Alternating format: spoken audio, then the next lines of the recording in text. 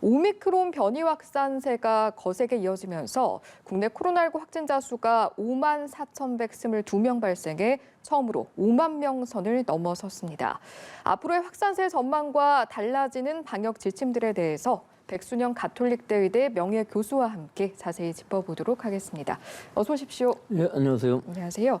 일단은 저희 브리핑 현장 화면 함께 보셨는데 노바백스 접종 계획에 대한 내용이 발표된 게 가장 좀 인상이 깊었던 것 같습니다. 물론 브리핑에서 나왔습니다만 이 노바백스가 기존에 사용됐던 백신과는 어떻게 다른 건지 한번 짚어주시죠.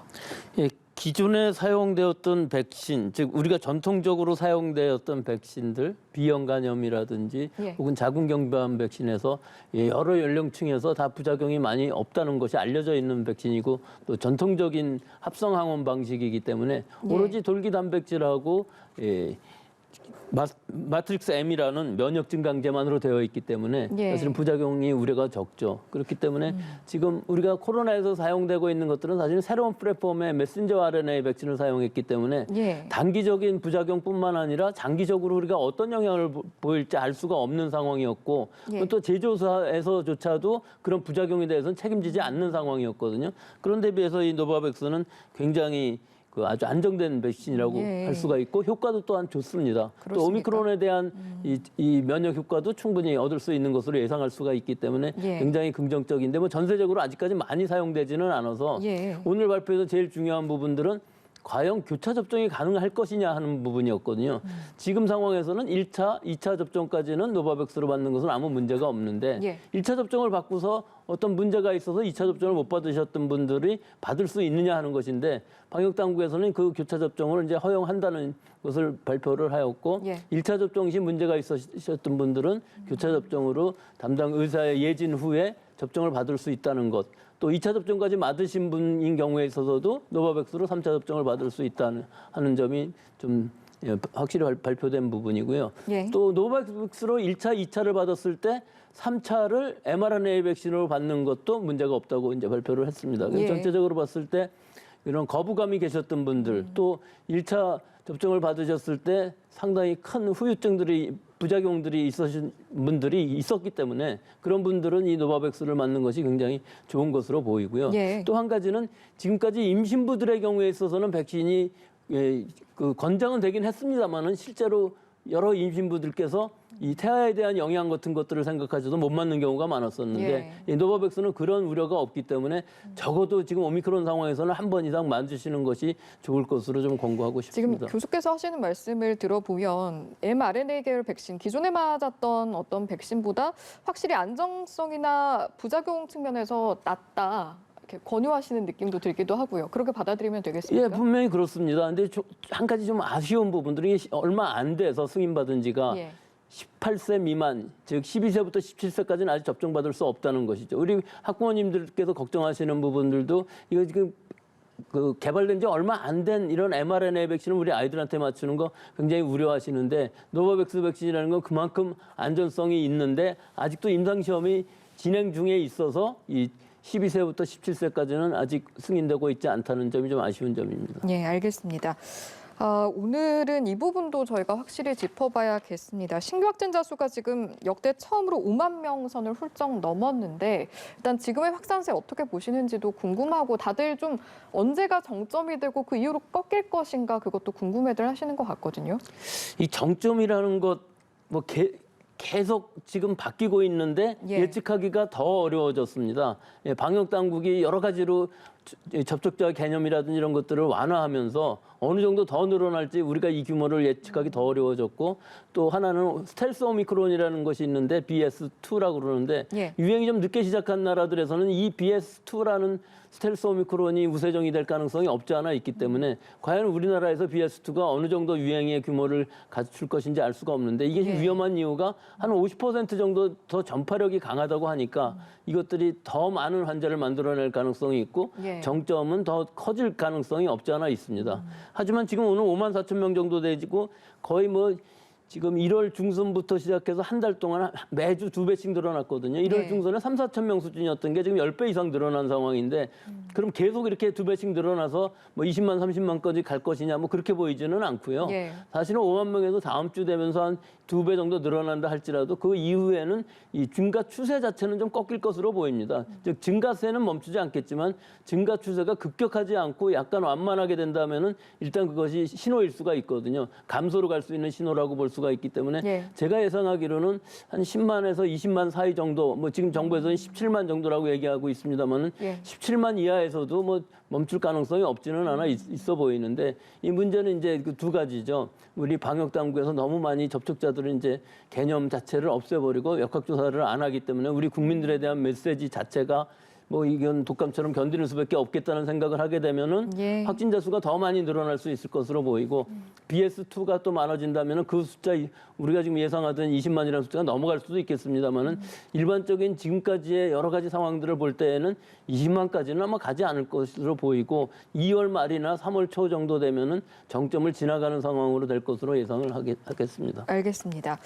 오늘부터 달라지는 내용 중에 코로나19 고위험군 확진자 이외 확진자들은 자가 재택 치료에 들어간다는 부분입니다. 이제 반대로 말하면 고위험군만이 의료기관의 모니터링을 받을 수 있게 되는 건데 일단 이렇게 집중 관리를 받는 대상은 좀 어떻게 포함이 되는지 이 부분 짚어주실까요?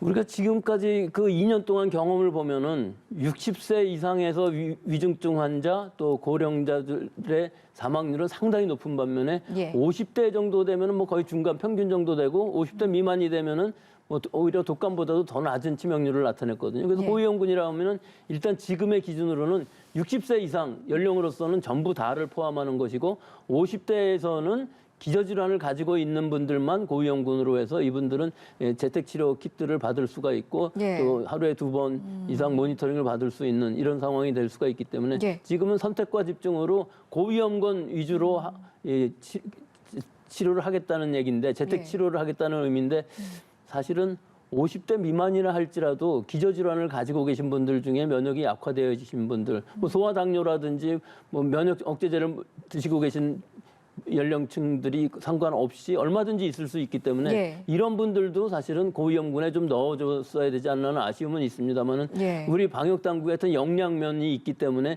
지금으로서는 이 50대 이상인 경우에서는 기저질환을 가지고 계신 분만 해당이 되겠습니다. 예, 알겠습니다. 이제 결과적으로는 그렇게 결론이 났는데 어제 이제 두 차례 기준을 변경하면서 좀 혼란이 있었다고 알고 있습니다. 이건 왜 그랬던 겁니까? 일단 17만 4,177명 이게 어제 기준으로 재택 치료 환자거든요. 예. 이게 뭐 어떻게 보면은 역량을 넘어간 상황이라고 할 수가 있는 거죠.